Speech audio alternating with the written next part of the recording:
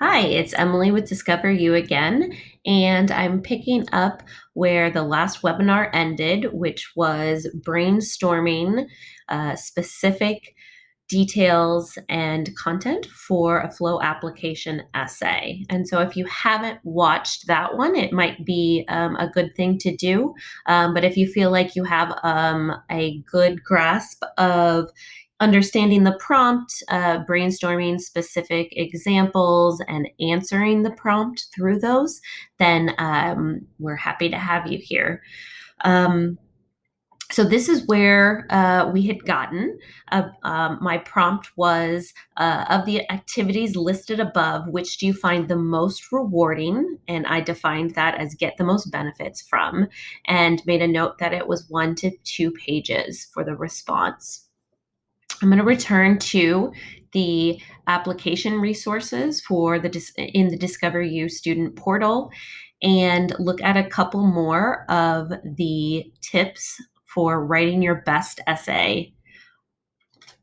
The next couple that I want to highlight for this portion of the essay workshop is tell your story, which says be yourself. You want the reader of the essay to connect with you, so it has to be honest and personal. Use your voice. Here it says write like you are talking to a friend. Write your story as if you were telling it out loud.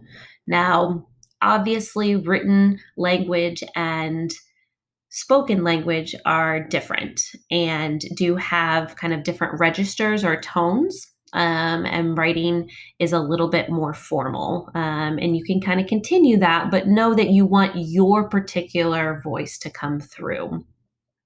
And the way to do that is when we're drafting an essay, I want you just to write. So don't worry about what it sounds like.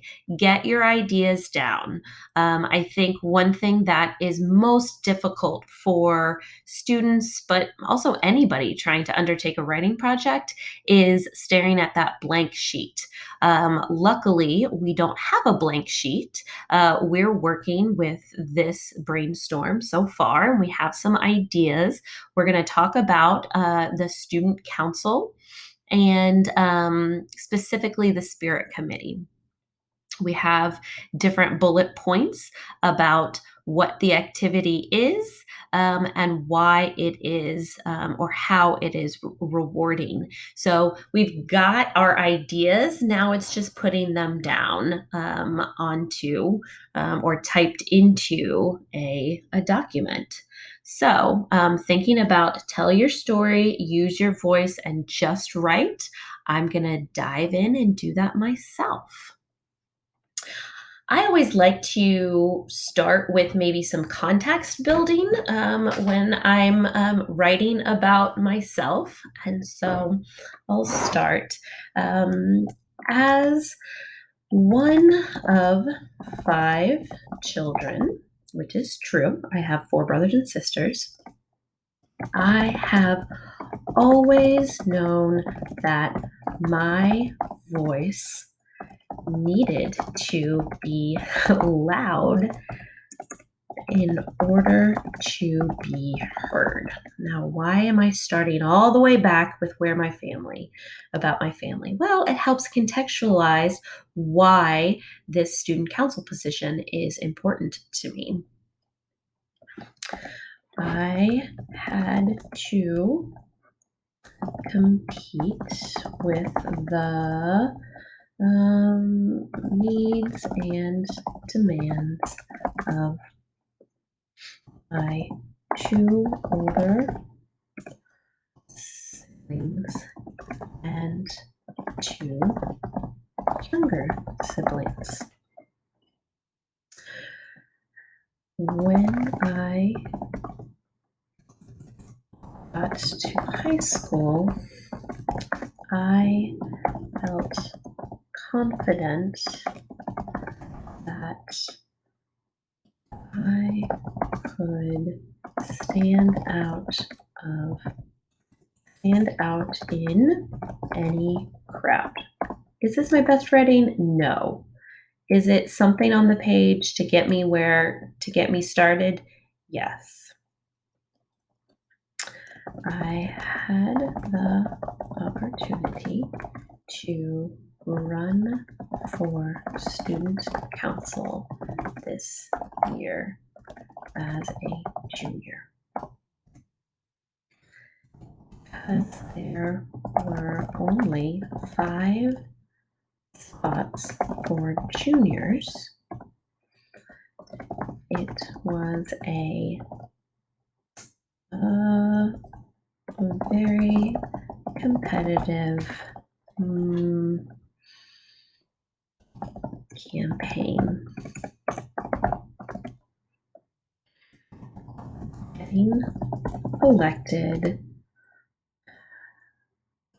was extremely rewarding. See, I'm using the same phrasing as the prompt. That's always a good way to kind of get yourself really firmly settled and into the answering the prompt, because it meant that my ideas and my voice were valuable.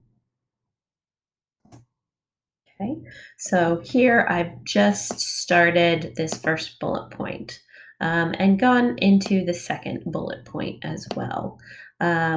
What's good is that I've got a lot here in this third bullet point that I can talk about. So I'm gonna do that now. Okay, so I went ahead and just continued on with my writing based on the ideas that I had in my brainstorming, and I feel like I have a pretty good draft. You want to get somebody else's feedback on this. For Discover You students, you guys are super lucky because you have your FLO advisor to be able to share this with, and that's their job to help you review and edit your essays. So if you're working on Google Docs, you will want to go to the share button and make sure that you can do advanced, right?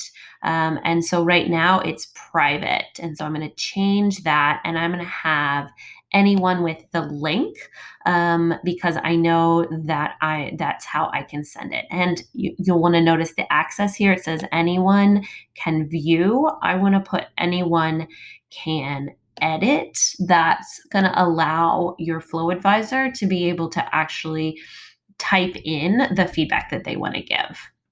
So when you save that, then, right, you have this link that you can put in an email.